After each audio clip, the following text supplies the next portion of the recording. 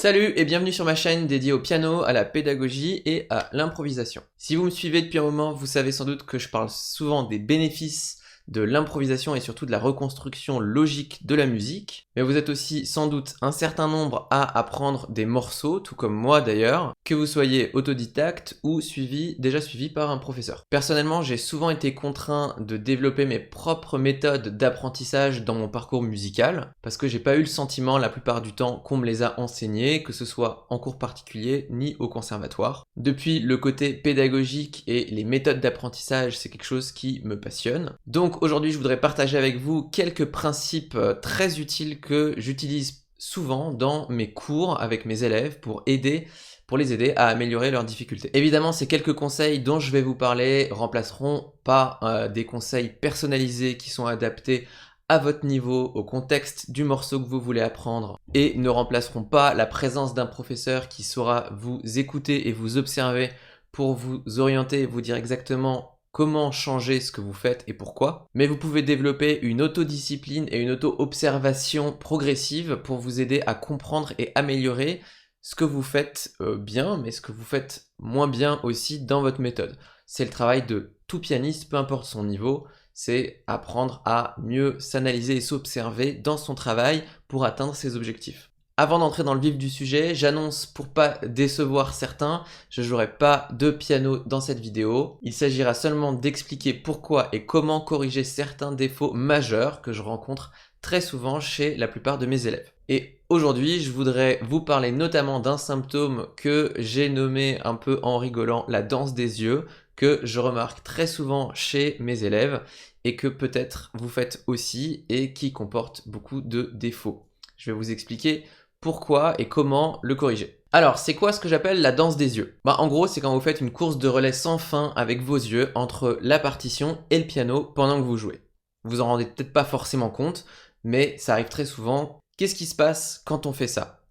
En fait, on perd nos repères constamment. On doit régulièrement vérifier à quel endroit on est sur la partition et à quel endroit on est sur le piano, et chaque fois qu'on quitte l'un pour l'autre, on perd ce repère et on doit le retrouver ensuite, et ainsi de suite. En gros, c'est juste impossible, il faudrait avoir 4 yeux ou bien être un caméléon pour pouvoir faire ça. Donc le problème, comme je l'ai évoqué, c'est celui des repères, où je suis sur ma partition, où je suis sur mon piano. Voilà la solution que je vous propose. Mais je vous préviens, c'est pas une solution miracle, c'est-à-dire c'est une solution efficace, garantie, mais elle vous demandera du travail et des efforts pour y arriver. Par contre, contrairement à la danse des yeux, vous n'aurez pas comme unique bénéfice une migraine. Vous allez vraiment progresser. Il faudra juste de la patience et de la méthode. Donc, ce qu'il faut, c'est construire vos repères mentalement.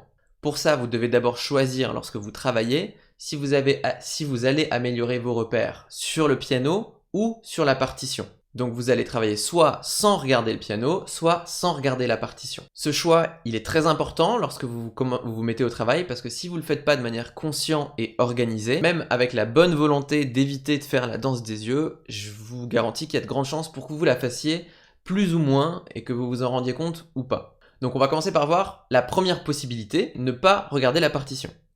Si vous ne regardez pas la partition, vous serez amené à mémoriser le bout sur lequel vous allez travailler. Ah oui, parce que sinon vous ne pouvez pas jouer les bonnes notes. Il faudra pour ça être patient et méthodique, en découpant notamment des petits bouts, par exemple d'une mesure, et en cherchant au piano à reconstruire la logique musicale à l'œuvre de votre morceau. C'est plus facile quand on a des notions d'harmonie, ou quand on est familier avec la construction et reconstruction des accords qui regroupent les notes entre elles. C'est pour ça que je parle souvent de logique musicale et que j'utilise l'improvisation pour travailler cette logique, parce que c'est ce qui me semble le plus efficace. Mais vous pouvez très bien entraîner directement sur votre morceau votre mémoire logique et votre capacité à construire des liens, à condition de prendre des petits bouts, d'être patient et de vraiment chercher cette reconstruction sur le piano. J'insiste sur ce point parce que chercher la reconstruction d'un passage, des notes que vous devez mémoriser, ce n'est pas lancer vos mains ou vos doigts et attendre de voir ce qui sort pour ensuite statuer si c'était plus ou moins bon. Parce que là, vous cherchez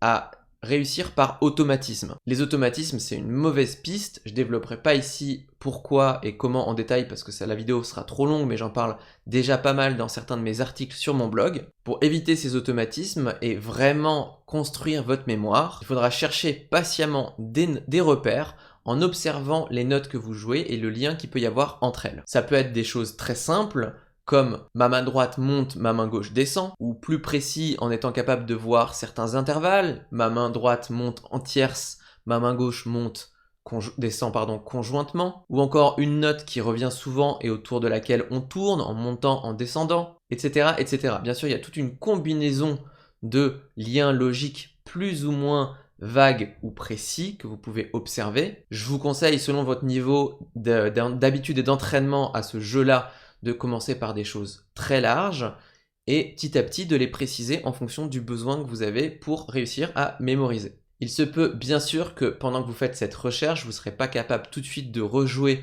la musique en rythme telle que vous la connaissez à l'oreille.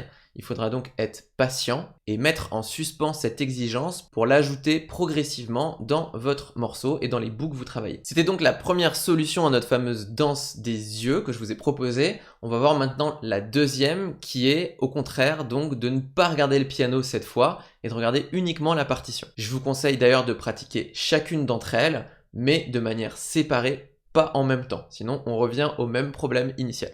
Donc lorsque vous travaillerez sans regarder votre piano, pareil, il se peut que vous ne soyez pas capable de jouer les notes en rythme, de tout enchaîner, voire peut-être pas les deux mains ensemble. Il faudra décomposer ces difficultés et être patient et progressif dans votre apprentissage. Donc vous découperez là aussi des bouts par mesure, par carrure ou par phrase selon ce que vous voulez et ce dont vous êtes capable. Là aussi, l'idée est de reconstruire mentalement, mais cette fois-ci, ça va être les repères, les distances entre les notes qui sont sous vos doigts sur le clavier. Le but étant que vous sachiez comment vous déplacer d'une note à l'autre sans avoir besoin de regarder avec vos yeux votre piano. Vous allez ainsi construire des liens géographiques entre guillemets entre les différentes notes et espaces qui sont sur votre piano. Selon le morceau, selon le contexte, il y aura des passages qui seront plus difficiles que d'autres. Donc évidemment, si vous avez des grands déplacements à faire d'un registre à l'autre, c'est pas forcément utile de travailler sans regarder le piano parce que vous n'êtes pas censé devenir virtuose d'un coup du jour au lendemain. Mais par contre, pour tout ce qui est les petits intervalles, les secondes, les tierces, les quartes, les quintes, et même jusqu'à l'octave, vous êtes censé pouvoir visualiser et être sûr de votre déplacement au piano sans avoir besoin de regarder vos mains. Vous pouvez travailler ça, comme j'ai dit, d'abord les mains séparées ou les mains ensemble, et en mettant provisoirement le rythme de côté. Mais dès que vous y arrivez sans être en rythme, ajoutez avec le rythme parce que sinon, vous allez faire des pauses là où c'est plus difficile et accélérer là où c'est facile et donc vous équilibrerez pas le niveau d'intégration que vous avez des informations. Je vous rassure, dans la très grande majorité des cas, dans vos morceaux, c'est possible de jouer sans regarder, mais tout comme la première solution, il faudra le faire de manière consciente, ne lancez pas vos doigts au hasard pour vérifier ensuite si ils sont tombés sur la bonne note, parce que quand bien même ce serait le cas, vous apprendrez rien comme ça, il faut que vous fassiez l'effort mental de reconstruire votre clavier dans votre tête et que vous sachiez exactement sur quelle note vous allez et sur quelle note vous êtes. C'est un entraînement, un jeu, au début ça paraît peut-être très compliqué quand on l'a jamais fait, et finalement, de cette manière, les repères se construisent petit à petit. Prenez donc le temps, soyez patient avec vous-même dans cette méthodologie. Voilà donc pour les deux solutions à ce que j'ai appelé le symptôme de la danse des yeux au piano. En réalité, ce sont deux pratiques essentielles des principes fondamentaux qui vous aideront à améliorer votre maîtrise de la maîtrise de votre instrument au piano, parce que tout est question de repères et de reconstruction dans la mesure où la mémoire est reconstructive. En réalité, même lorsque vous jouez pas par cœur, chaque information que vous intégrez, chaque progrès que vous faites est lié à une construction neuronale, un lien qui se fait dans votre esprit entre différents éléments. Vous pouvez choisir d'attendre que ces liens se fassent inconsciemment ou le faire consciemment grâce à une méthode de travail précise et organisée. Comme je l'ai dit en introduction, bien que ces principes soient réellement efficaces, il faut de l'entraînement et pas mal d'auto-observation pour bien les appliquer. D'où l'intérêt d'avoir un professeur pour vous aider à vous entraîner efficacement dans cette optique. Mais n'hésitez pas à partager avec moi vos retours, vos impressions ou difficultés sur le sujet en commentaire. J'y répondrai comme toujours avec plaisir. Dites-moi également si vous aimez ce format de vidéo où j'analyse une difficulté particulière de méthodologie pour mieux progresser au piano. Enfin, pour ceux qui ne le savent pas encore, sachez que j'ai créé une formation en ligne sur l'improvisation logique qui va réouvrir d'ailleurs dans quelques jours. Le but de cette formation, c'est d'apprendre à construire des repères grâce aux éléments de base de l'harmonie dans un parcours pratique autour de l'improvisation.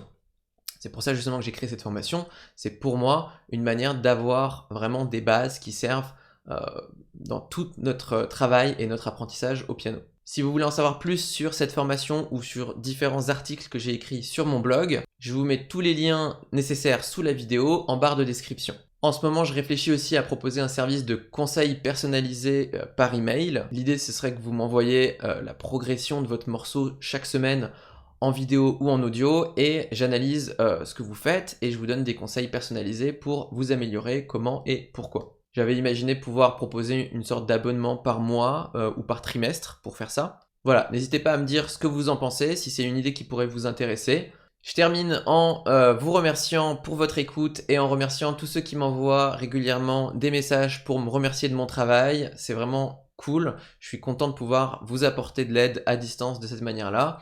Donc n'hésitez pas à continuer à dialoguer avec moi en me disant ce que vous pensez de mes contenus, en me faisant des retours sur cela. Voilà, merci encore et puis je vous dis à très bientôt.